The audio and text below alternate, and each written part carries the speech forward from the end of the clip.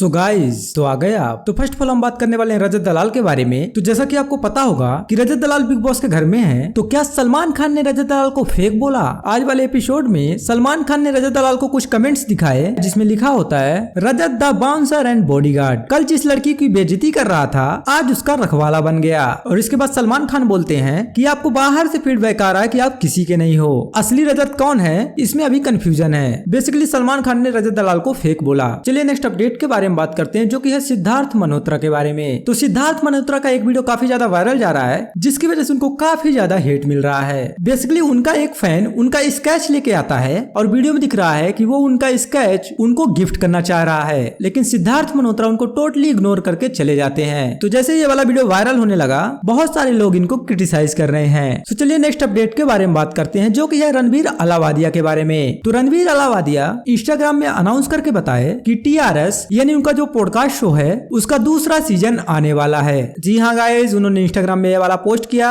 और कैप्शन में लिखा, happy Diwali, celebrating this year by announcing a new phase. This is the first photo shoot in our new podcast studio. We are entering a new season. I count this as season 2 of the Ranveer Show. नीचे और भी उन्होंने बहुत कुछ लिखा, अगर आप पढ़ना चाहते हो तो वीडियो को पॉज करके पढ़ सकते हो। तो चलिए अब बात करते हैं नेक्स्ट अपडेट के बारे में, जो कि है ध्रुव राठी के बारे में। तो कल ध्रुव राठी अपने चैनल पे एक वीडियो अपलोड किए जहां पे वो बात करते हैं जो उनको हेट और क्रिटिसिज्म मिलता है उसके बारे में। मैं उनकी वीडियो को छोटा सा क्लिप आपको दिखाता हूं, आप देखिए। कई बारी जिन लोगों को मेरे वीडियोस पसंद नहीं आते वो इस तरीके की चीज़ें लिखते हैं कि ये ध्रुव राठी तो सिर्फ ब्रेन वॉश करता है, इसे तो मैनिपुलेट करना आता है, सिर्फ ये एक मैनिपुलेटर है, इस तरीके की चीज़ें लिखते हैं। लेकिन मेरी राय में जब कोई ऐसा लिख रहा है तो ये बात समझ लो कि उनके पास मेरे आर्ग्यूमेंट्स का कोई काउंटर नहीं है, तभी वो ऐसी चीज़ें लिख रहे हैं। जब लोग गालियां देने लग जाते हैं और ऐसी चीज़ें लिखने लग जाते हैं, उनके पास मेरे फैक्ट्स का कोई जवाब नहीं होता और वो ये चीज़ें कहते हैं अपनी ईगो को सेटिस्फाई करने के लिए। वो इस बात को मानने को तैयार नहीं है कि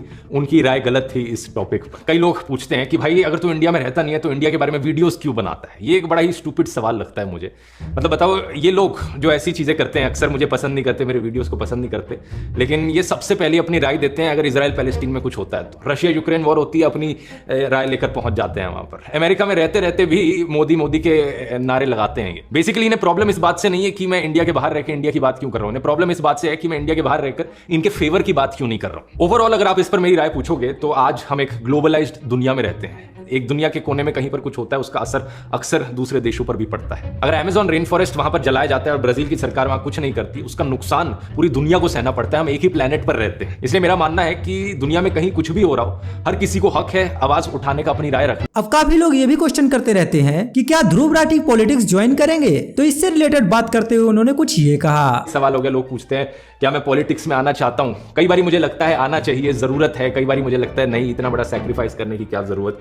तो अभी कहना बहुत मुश्किल है, फ्यूचर में हालात बदलेंगे, फ्यूचर में मेरी मोटिवेशन शायद बदल जाए और ये ऐसी चीजें हैं जिन्हें कुछ शोर शॉर्ट कहा नहीं जा सकता फ्यूचर के। तो चलिए अब बात करते हैं मिस्टर बीस्ट के बारे में। सो गाइस, एक ऐसी अपडेट आ रही है कि मिस्टर बीस्ट ने crypto pump and dump scam से $20 मिलियन कमाए। अब काफी लोगों को पता नहीं होगा कि ये crypto pump and dump scam होता क्या है। तो बेसिकली एक पर्सन जिसके पास बहुत ज्यादा फॉलोवर्स हैं, वो अपने फॉलोवर्स से कहते हैं कि आप इस वाले प्रोजेक्ट में इन्वेस्ट कर दो, और जब काफी लोग उसमें पैसे इन्वेस्ट कर देते हैं तो उसका प्राइस हाई हो जाता है, और जब प्राइस हाई हो जाता है तब वो अपना पैसा निकाल लेते हैं, जिसकी वजह से उस प्रोजेक्ट का प्राइस काफी नीचे आ जाता है और जो लोग भी उसमें पैसा डालते हैं उनका नुकसान हो जाता है, और जो पैसे डलवाता है वो मजे कर रहा होता है। तो इसी से रिलेटेड मिस्टर बीस्ट के ऊपर भी एक रिपोर्ट आई जिसमें बताया गया कि 2021 में उन्होंने सुपर नाम के एक प्रोजेक्ट को प्रमोट किया था, जिसकी वजह से इसका प्राइस बढ़ गया और मिस्टर बीस्ट ने $11 मिलियन से ज्यादा पैसे कमाए। और अगर आपको इससे रिलेटेड फुल इन्फॉर्मेशन चाहिए तो लिंक डिस्क्रिप्शन में है, आप जाके पढ़ सकते हो। और जैसा कि मैंने आपको पिछली वीडियो में बताया था कि वीडियो के लास्ट में आपसे मैं कुछ कमेंट्स भी रीड किया करूंगा। तो FC लीग YT ने लिखा,